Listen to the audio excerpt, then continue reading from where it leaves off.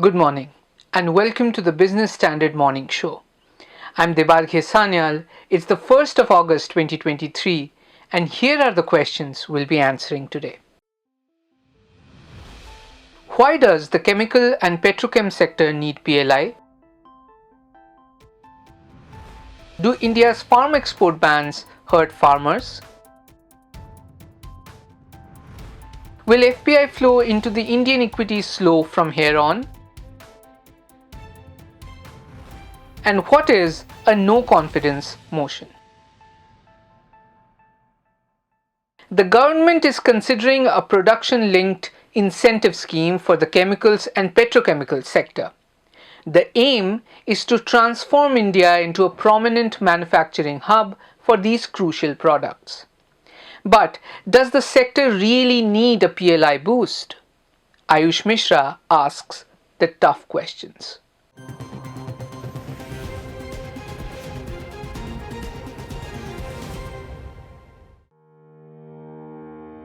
Finance Minister Nirmala Sitharaman recently said that the government was considering a production-linked incentive or PLI scheme for the chemical and petrochemical sector. Concrete plans and details for the same have not been announced yet. The petrochemical and chemical sector encompasses a wide range of industries, including oil, fertilizers, plastics, and pharmaceuticals.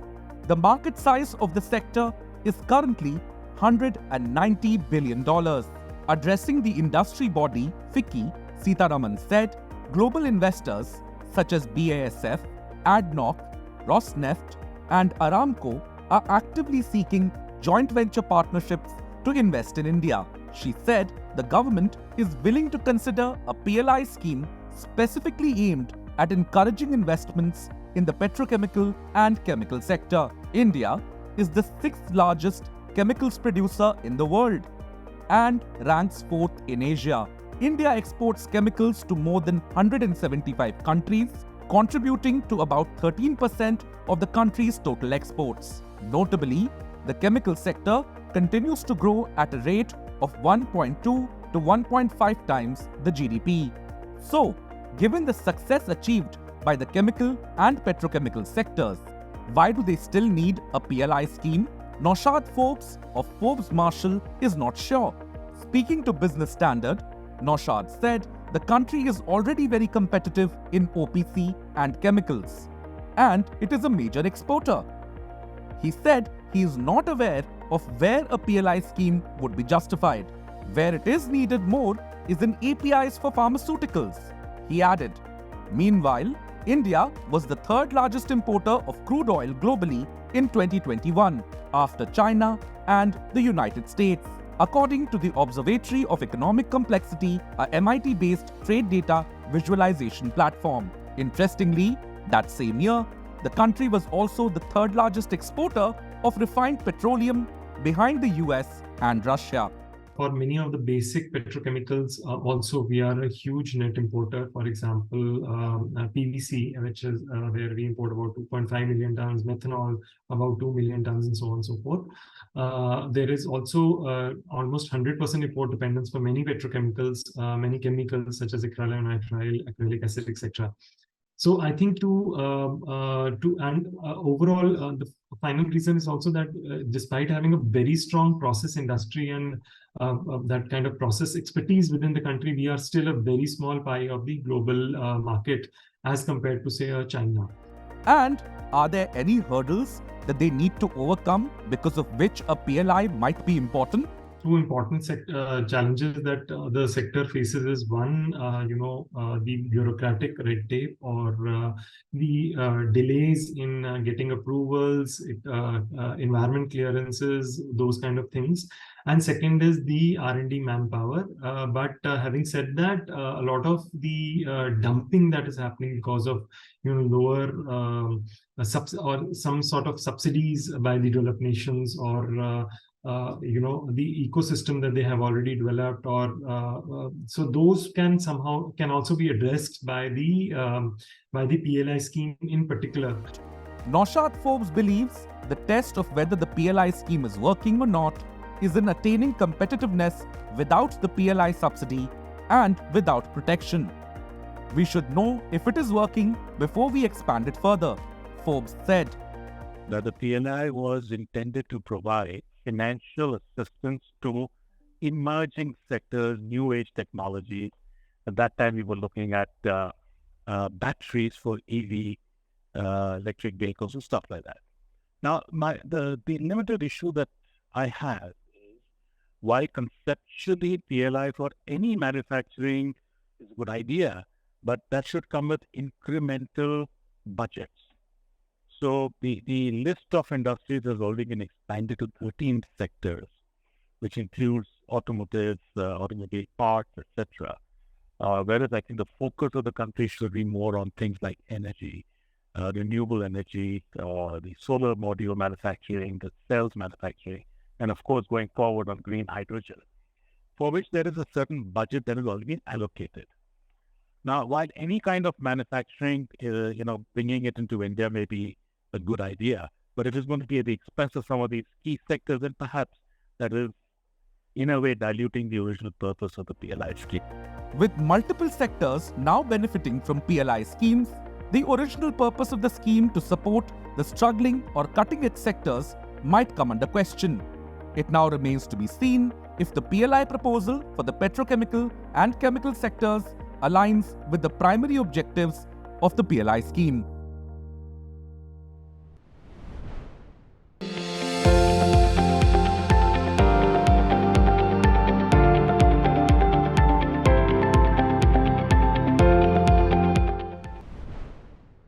Industry experts usually hail PLIs, and they believe that it will work wonders for the chemical and petrochem sector too, and boost its export. Meanwhile, exports of agricultural and processed food products shot up by 9% in financial year 2023. It was driven by a spike in shipment of rice, fruits, vegetables, and dairy products. But the government recently banned the export of non-basmati white rice. This latest ban comes just over a year after a similar ban was imposed on the export of wheat. While the move may help the government keep inflation in check, it may also hit the farmers hard. But why so? Abhijit Kumar checks out the lay of the land.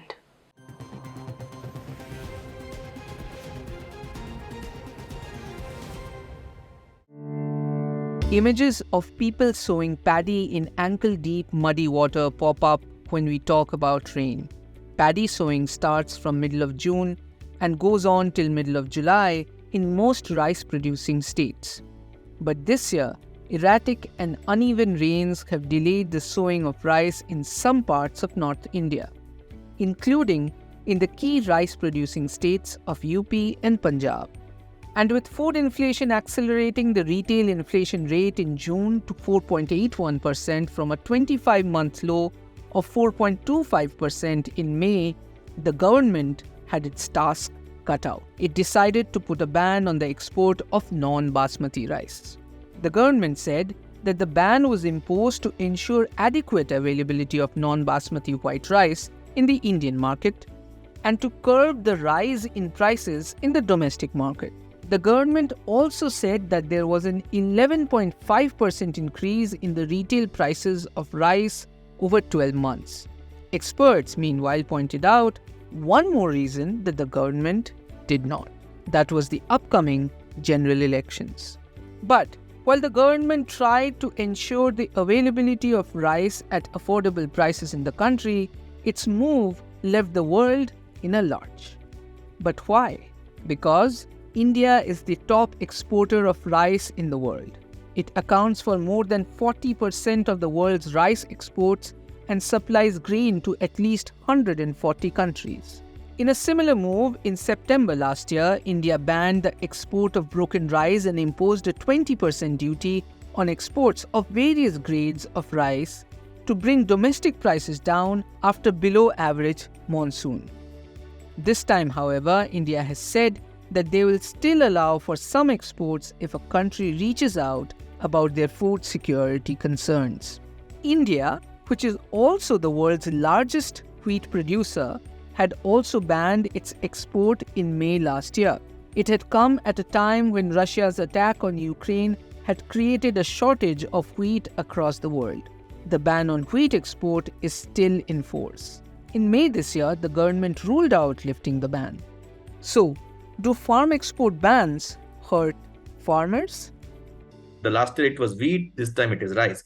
Rice, again, the production was slightly impacted last year because of low rains in eastern part of the country. Global rice prices have moved up. And this time, just ahead of the harvest of rice, the prices have started moving up because there were a lot of demand coming in from multiple sources. Now, all of a sudden, as the harvest is expected to come in next 2 months, you have a clamp down on rice exports because you said the inflation is moving up, cereal prices are moving up. Cereal, wheat and rice are very highly sensitive and mass consumed commodity. Obviously, it hurts the farmer. You are giving such a wrong signal to the farmer that please don't go for these crops or please don't expect a return on these crops because as soon as the prices of these move up, even slightly, the government will come down and clamp on them. After such a long time, they were getting a price which was higher than the MSP. Yes, agreed, it was impacting food inflation, but then always impacting food inflation in a commodity which has seldom moved up is slightly difficult to adjust. The same thing is happening with rice. Meanwhile, news agency PTI reported that the government has discontinued the sale of wheat and rice to states under Open Market Sale Scheme or OMSS, with effect from June 13 to maintain what it said was adequate buffer stock to control the price rise. So the basic purpose of keeping a buffer or a strategic reserve is that whenever you have to have a bare minimum level of food grain in the country to sustain the population, to sustain your welfare programs, which in this case is the National Food Security Act. Quarterly buffer norms are fixed in the country. In July 1, we should have 13.5 million tons of rice in our central pool to meet the bare minimum need of running the PDS. What we have on ground or in hand is almost 40 million tons of rice. But when the buffer exceeds a certain level, you keep the bare minimum in every quarter. You don't let the bare minimum go down. But to keep which is far excess of your bare minimum, just to ensure that you control the market, it does not make sense anymore. So, is there a way out? What could be the alternatives to an export ban to balance inflation targeting along with farmers' interests? Instead of having a ban, you can have a export a kind of for the farmers, for the traders and the farmers, a kind of tax 20% or something on export price, so that some may not export instead of outright banning. Alternative to this is that you keep a duty differential, means you put a export duty on that. In that way, you earn also something instead of bans, is that having an MEP, the minimum export price. So there is a ceiling that anything beyond that minimum export price, you are not allowed to export. So in case of rice, if you would have said that any rice which is priced above $1,200 per ton in the global market won't be allowed to be exported, what would have happened is that all the low priced rice which you need for your feeding, which you need for inflation control, would have stayed in the country, and anything which is more than that would have moved out of the country. Experts believe that the move to ban the export of food grains is harmful to farmers who are already facing a crisis in the face of changing climatic conditions. Instead of a total ban, they suggest that taxation can be expanded on exports so that neither the farmers nor the traders lose out during profitable times. IMF, meanwhile, has urged India to reverse the export ban. Moving on, monthly flows by foreign investors into equities slowed in July. From over 52,000 crore rupee worth of equity buying in June, FPIs have purchased equities worth only 33,600 crore rupees so far this month. Is this a sign of buying fatigue? And will the pace of flow into equities slow even more as the market valuation becomes stretched? Nikita Vashisht and Puneet Wadhwa answer these questions in our next report.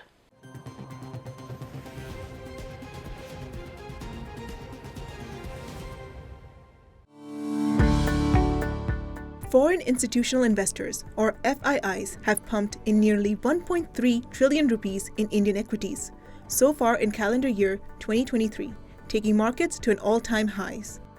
This rush of liquidity has seen the Sensex and Nifty rise around 8.5% each during this period. However, for the first time since March, FII flows have seen a month-on-month decline in July. Till July 25, monthly FII flows stood at 33,600 crore rupees, down from about 52,370 crore rupees seen in June. That's a massive 37% monthly drop. Analysts say this is likely due to the United States Federal Reserve resuming its monetary tightening. Moreover, the dollar index has surpassed a $100 mark, making rupee-denominated investments unattractive for FIIs. For FPIs, the new set of disclosure norms proposed by market regulator SEBI were also deterrent. So what's the road ahead for foreign flows? I think one, the Fed is very likely finished hiking rates. Two, the consumer has been holding up very well. FPIs over the last 2 calendar years sold almost 60 billion, which is a very large number. And given the fact that last few months they have turned net positive, the numbers are still nowhere close to the 60 billion outflow that we saw. So I remain very positive that this will continue, barring a few pauses which are only healthy. That apart, ownership of Indian companies by FPIs is below historical average, which may keep the inflows intact. Ownership of Indian companies among FIs is still way below the historical peaks. And when we speak to any of the large FI desks, the common view that emerges is that India as a percentage of their overall AUM is a very small allocation, and there's a clear mandate to increase that allocation over the next 1 year. However, it being an election year, most of the large FIs are a bit concerned before they sign the large checks. That said, nervousness among domestic institutional investors and mutual fund houses may cap market upside. The mutual fund industry is sitting at one of the highest cash levels they have seen in the last several quarters. And the concerns which is keeping the domestic money on the edge is valuations, earnings degrowth, and concerns around monsoons, election outcome, etc. Overall, despite the global headwinds, foreign money is expected to chase Indian equities amid economic resilience and regulatory tailwinds. On August 1, manufacturing PMI and auto sales data and June quarter earnings will be tracked by investors. He's making plans for an early retirement. Business Standard. Political stability is one of the several key things that FIIs look for before investing money in any country. A stable government means continuation of policies. The BJP-led government at the centre, meanwhile, is gearing up for a floor test. A no-confidence motion was recently moved against it by the opposition. But what exactly is a no-confidence motion? Rimjim Singh explains it.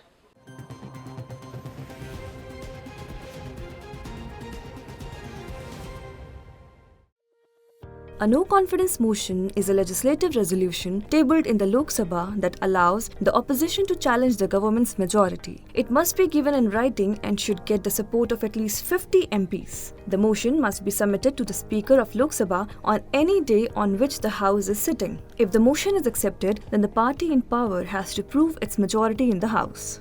According to Rule 198 of the Rules of Procedure and Conduct of Lok Sabha, there is no need for the opposition to state the reason for requesting a no-confidence motion before the Lok Sabha adopts it. The member has to give a written notice of the motion before 10 am to the Secretary General. A minimum of 50 members have to accept the motion, and accordingly, the Speaker will announce a date for discussion for the no-confidence motion. The allotted date has to be within 10 days from the day the motion is accepted, otherwise the motion will fail. The motion will be moved by the member who submitted it, and the government will then respond to the no-confidence motion in the Lok Sabha. After the debate in the House, the Lok Sabha will vote on the no-confidence motion. If a no-confidence motion is passed, the government must resign. However, if the government wins the vote, the motion is defeated and the government remains in power. Since independence, 27 no-confidence motions have been moved in the Lok Sabha. The first no-confidence motion was moved against Prime Minister Jawaharlal Nehru in 1963. Prime Minister Indira Gandhi faced 15 no-confidence motions, the maximum so far. 4 of the 15 no-confidence motions against Indira Gandhi were moved by CPIM leader Jyoti Basu. There were 3 motions against Lal Bahadur Shastri, 3 against PV Narasimha Rao, 2 against Morarji Desai, and 1 each against Rajiv Gandhi and Atal Bihari Vajpayee. The Atal Bihari Vajpayee government lost the no-confidence motion by a margin of 1 vote in April 1999. The most recent no-confidence motion was called in 2018 against the Narendra Modi-led National Democratic Alliance government. The NDA government survived by 195 votes. While 135 members supported the motion, 330 MPs rejected it.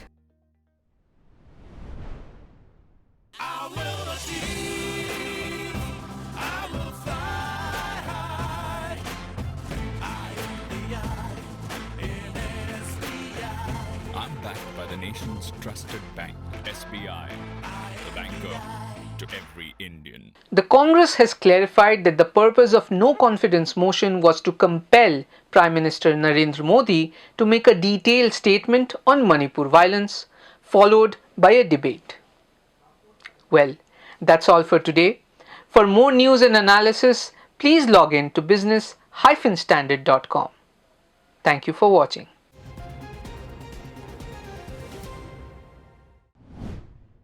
If you like this video, share it and subscribe to Business Standard. For more news, views and insights, log on to www.business-standard.com. Do also follow us on YouTube, Twitter, Facebook, Instagram, Telegram and LinkedIn.